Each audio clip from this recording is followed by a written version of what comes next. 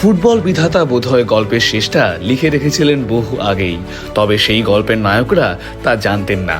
2021 সালের এক বিষণ্ণ রাত, চ্যাম্পিয়ন্স লিগ থেকে বার্সেলোনার বিদায় ঘণ্টা বেজেছে পিএসজির হাতে।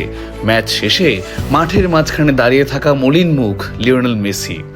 আর্জেন্টিনার জার্সিতে তখনও তার কোনো আন্তর্জাতিক ট্রফি নেই। সেই বিষণ্ণতার মুহূর্তে মেসির কানে কানে এক অমোঘ আশার বাণী শুনিয়েছিলেন তার দীর্ঘদিনের সহযোদ্ধা অ্যানহেল ডি মারিয়া। সম্প্রতি এক সাক্ষাৎকারে সেই স্মৃতি রোমন্থন করে ডি মারিয়া জানান, সেদিন তিনি মেসিকে জড়িয়ে ধরে বলেছিলেন, লিও, আমি জানি তুমি এখন খুব কষ্ট পাচ্ছ, কিন্তু বিশ্বাস করো, কোপা আমেরিকা আসছে। আমরা জাতীয় দল থেকে অবসর নেওয়ার আগেই এই ট্রফিটা জিতব।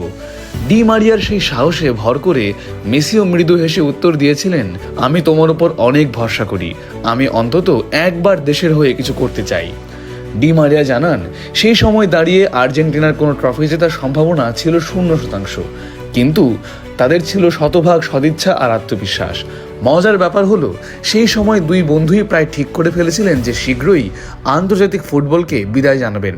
তারা কল্পনাও করতে পারেননি যে সেই একটি ট্রফির আশায় শুরু করা যাত্রা তাদের হাতে তুলে দেবে টানা 2টি কোপা আমেরিকা এবং বহু প্রতীক্ষিত বিশ্বকাপ শিরোপা। বিশ্বকাপ জয়ের পর মেসির সঙ্গে তার এক একান্ত আলাপচারিতার কথা তুলে ধরে ডি মারিয়া বলেন, মেসি আমাকে বলেছিল যে সে কেবল একটি শিরোপা চেয়েছিল, কিন্তু 2014 ফাইনাল হারার পর বিশ্বকাপ জেতার আশা সে প্রায় ছেড়েই দিয়েছিল। সে মনে করেছিল ভাগ্য তাকে হয়তো ফিরিয়ে দিয়েছে, কিন্তু ফুটবল চিরকালই এক রহস্যময় খেলা। ডি মারিয়া আবেগ আপ্লুত হয়ে যোগ করেন, আমি তাকে বলেছিলাম, এটাই ফুটবলের বিচার, তুমি আর্জেন্টিনার জন্য এক নিঃস্বার্থ ত্যাগের প্রতীক, তোমাকে ছাড়া আমরা আজ কিছুই জিততে পারতাম না।